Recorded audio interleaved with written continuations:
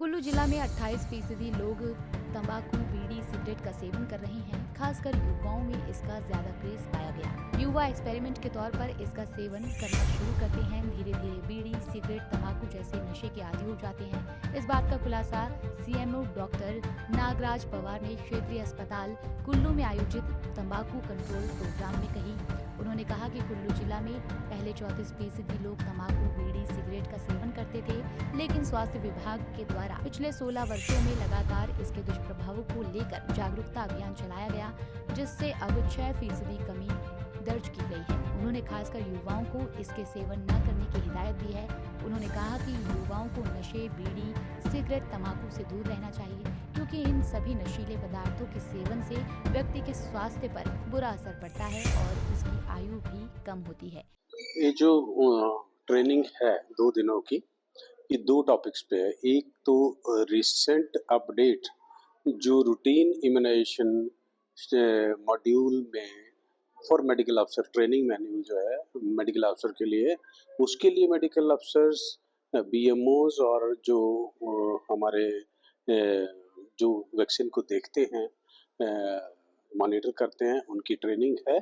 और दूसरी हमारी ये है कि जो AEFI बोलते हैं उसको, जिसमें कि एडवर्स इफेक्ट फॉलोइंग इम्यूनाइजेशन है। तो जो इम्यूनाइजेशन के बारे में हमारे 2 एक्सपर्ट जो स्टेट TOT है, क्योंकि ये डिस्ट्रिक्ट के लिए TOT बनाए जा रहे हैं जो आगे चल के वर्कर्स को और बाकी लोगों को ट्रेन करेंगे इन रिसेंट जो अपडेट्स है इम्यूनाइजेशन में, उसके बारे में। तो हमारे जो 2 एक्सपर्ट आए हैं, जो स्टेट TOT आए हैं, एक डॉक्टर उषा किरण, एक डॉक्टर अविनाश, ये इन लोगों को ट्रेन कर रहे हैं सो दैट कि ये लोग यहाँ ट्रेन होके फिर जाएं और अपने अपने ब्लॉक में, अपने अपने एरिया में बाकियों को भी ट्रेन करें कि रिसेंट अपडेट हमारे इसमें क्या हुई है।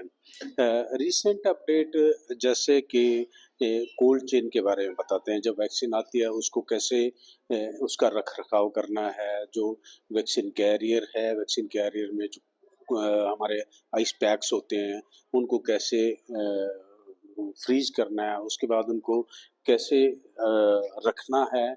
उसके बाद जब उनको वैक्सीन ट्रांसपोर्ट करनी है तो कंडीशनिंग उनकी कैसे करनी है, और वहाँ जाके जो वैक्सीन है वो किस ढंग से इन आइस पैक्स पे रखनी है, कौन सी वैक्सीन ऊपर रखनी है, कौन सी वैक्सीन होल में रखनी है, कौन सी उसके साइड में रखनी है, सो दैट क्योंकि वैक्सीन का टेम्परेचर जो है वो 2 से 8 डिग्री सेंटीग्रेड का होना चाहिए, जबकि जो आइस पैक हम बनाते हैं इनका टेम्परेचर सब जीरो होता है। तो इस टेम्परेचर को भी वैक्सीन के टेम्परेचर पे लाके के बराबर जैसे लाना पड़ता है, जिसमें वैक्सीन 2 से 8 डिग्री सेंटीग्रेड के बीच में रहे, इसको कंडीशनिंग कहते हैं।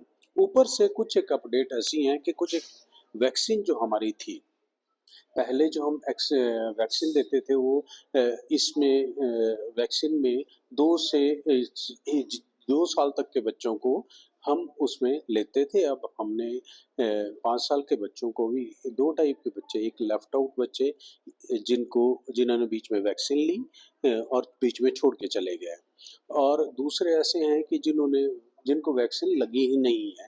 तो अब हमने इसमें 5 साल तक के बच्चों को इंक्लूड करना शुरू कर दिया हुआ, सो दैट हम उनको ट्रेस कर पाएँ जिनको वैक्सीन इनकम्प्लीट हुई या वैक्सीन लगी नहीं है 5 साल तक के। उसके अलावा जो एडोलेसेंट वैक्सीन है, जैसे DT है, 10 और 16 साल पे लगाते हैं, उन एडोलेसेंट्स को भी अब हमने इस वैक्सीन इसमें इंक्लूड करना शुरू कर दिया हुआ है। रही बात AEFI की, AEFI का मतलब है कि एडवर्स इफेक्ट फॉलोइंग इम्यूनाइजेशन। ये 3 टाइप के होते हैं, एक माइल्ड, एक उसके बाद सीवियर, एक सीरियस। जो माइल्ड होता है, जैसे इंजेक्शन साइट पे किसी को दर्द हो रही है, थोड़ी स्वेलिंग हो गई, लाल हो गया, तो उसके लिए दवाइयाँ से ठीक हो जाता है। उसके बाद जो सीरियस जो हमारे जो सीवियर जो रिएक्शन होता है, जिसमें बच्चे को एनाफिलैक्सिस रिएक्शन हो गया, बहुत हाई ग्रेड फीवर आ गया, और उसके अलावा उन बच्चों को कुछ देर हॉस्पिटल रखना पड़ा, वो सीवियर में आते हैं। और कुछ एक बच्चे ऐसे जो सीरियस साइड इफेक्ट्स होते हैं वैक्सीन के, उनको हॉस्पिटल में एडमिट करना पड़ा, जानलेवा भी हो सकते हैं कई बार।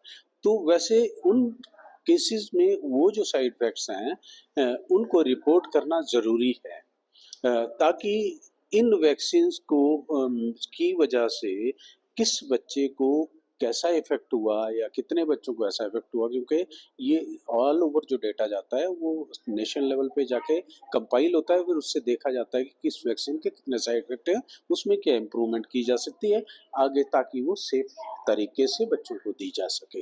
ये सारा इस ट्रेनिंग में, 2 दिनों के ट्रेनिंग में हमारे ब्लॉक मेडिकल ऑफिसर और जो वैक्सीन कोल्टियन हैंडलर है उनको बताया जा रहा, ताकि इम्यूनाइजेशन को या इस प्रोग्राम को क्योंकि सबसे बड़ा प्रोग्राम है हमारे यहाँ कंट्री में, इसको सुचारू रूप से चलाया जा सके और मॉनिटर किया जा सके।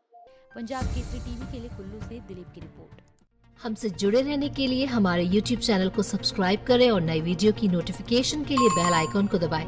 अगर आप ये वीडियो Facebook पर देख रहे हैं तो लाइक जरूर करें और ज्यादा से ज्यादा शेयर करें। इसी तरह के और भी अपडेट्स के लिए फॉलो करें हमारा Instagram पेज himachal.ke।